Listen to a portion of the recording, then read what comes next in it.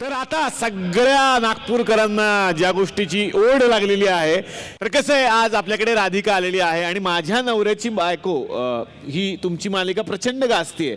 आमच्याही तुकरटवाडीमध्ये ही मालिका सुरू असते, तुम्हाला माहिती आहे. त्याचे काही भाग आम्ही तुम्हाला दाखवले सुद्धा. आत्ता म्हणजे महाराष्ट्रामध्ये वेगवेगळ्या ज्या चर्चा असतात त्यातली प्रामुख्यानं हीच चर्चा आहे, राधिका शनया गुरुनाथ. राधिका शनया गुरुनाथ इतकी ही 3 पात्र चर्चेची झालेली आहेत की परवा दिवशी एका लग्नामध्ये भटजींनी नवरदेवाला विचारलं, बायकोचं नाव बदलायचं होणार आहे की तेच ठेवायचं? तो म्हणला बदला आणि शनया ठेवा. तो म्हणले शनया ठेवा, एवढं आवडतं नाव? नाही नाही, होप्स तरी आहेत, किमान 2-3 महिन्यांनी बदलून मिळेल. थोडक्यात काय, प्रत्येकामध्ये ती उत्सुकता आहेच. बरं, नवरे पण काय कमी नसतात. समजा नवरा पकडला गेलाच, तो अति हुशार असतो. तो एवढंच म्हणतो, नको घेऊ माझ्यावर संशय, नको घेऊ माझ्यावर संशय, माझी प्रीत आहे भाबडी. नको घेऊ माझ्यावर संशय, माझी प्रीत आहे बायको भाबडी. अगं तुला 300 कोटी मिळावेत म्हणून तर करतोय लफडी. शेवटी काय, त्याग महत्वाचा जो तू केलास म्हणून बायको पुढे गेली. पण तुमची सिरियल आणखीन पुढे गेली तर काय घडेल? तुम्ही विचार केलाय कधी? 40 वर्षानंतर काय असेल तुमच्या मालिकेत? प्रत्येक पात्राचं काय झालं असेल? तर आता बघूया 40 वर्षानंतरची माझ्या नवऱ्याची पेन्शनवाली बायको.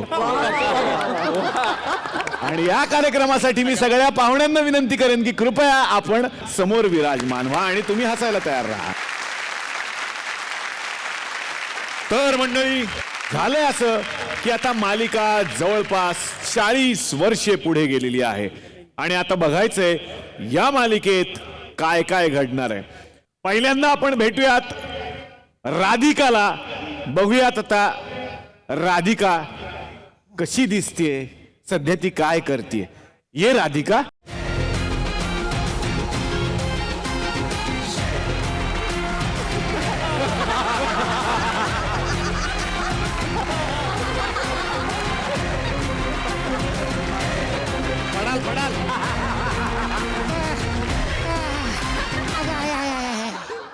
मी कुठून राहिले?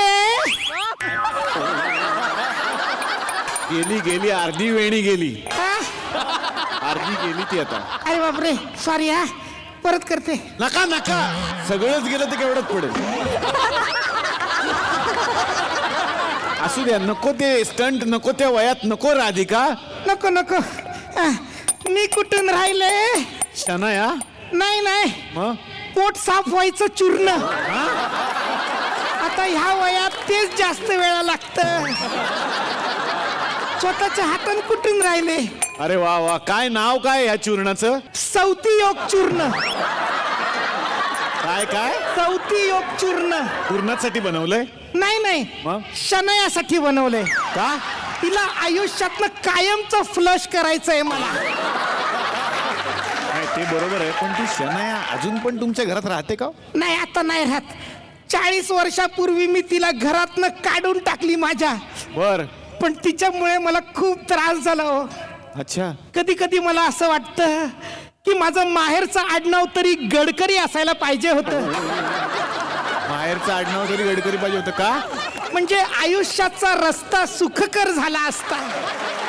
अरे एवढा खडतर नसता राहिला. खडतर राहिला नसता, एकदम असा हायवे झाला असता, सुख समृद्धीचा झाला असता. अरे खूप टेन्शन हो मला हल्ली, खूप टेन्शन आहे मला. हो, पण 300 करोडच्या मालक होतात तुम्ही. आता कुठे राहिले 300 करोड? काय राहिले नाहीत.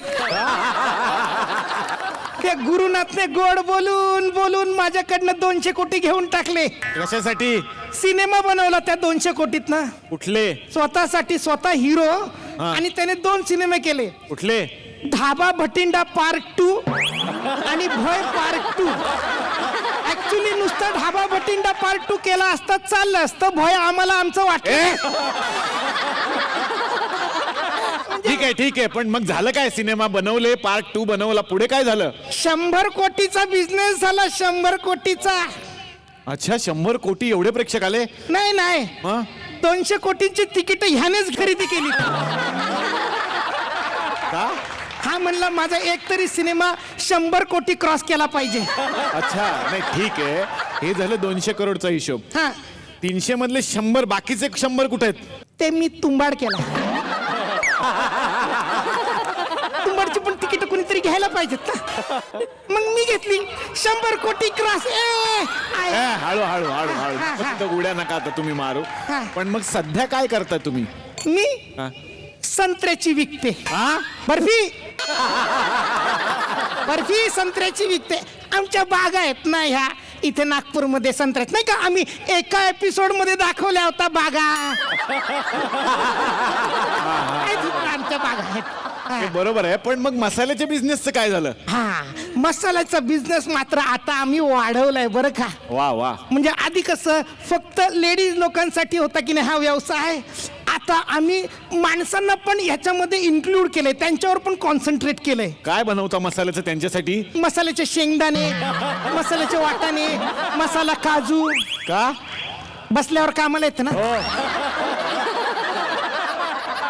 गप्पा मारायला बसल्यावरती टाइमपास म्हणून असं चगळायला काहीतरी लागतं नाही का? म्हणून आपलं. चांगलंय चांगलंय. पण हा जो गुरुनाथ आहे तो कुठे असतो हल्ली? हाय अहो त्याचा तर केवढा मोठा वाटा आहे ह्या बिझनेस मध्ये.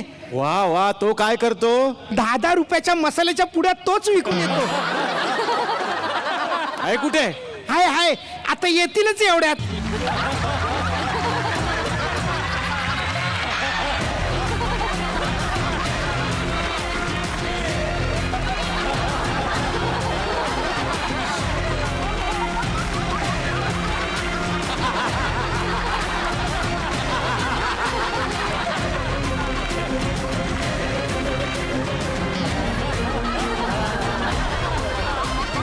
कशाला नाचता? इकडे या. पुढे या पुढे या. कशाला नाही जमत तर नाचतात. आता वाट्या गंजल्या ह्यांच्या पायाच्या. हं? या इकडे. हे बघा असंच काल नाचत नाचत आले, फरशीवरनं घसरून पडले. हा, उगा आपला आलिंगनाला करता करता 2 कलिंगण फुटले.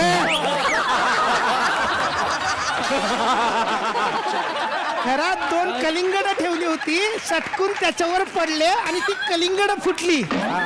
तुझाच प्लॅन असेल मला मारण्याचा, कळलं ना? म्हणून रस्त्यात कलिंगड ठेवलीस तू. अहो काय बोलताय? मी असं करेन का?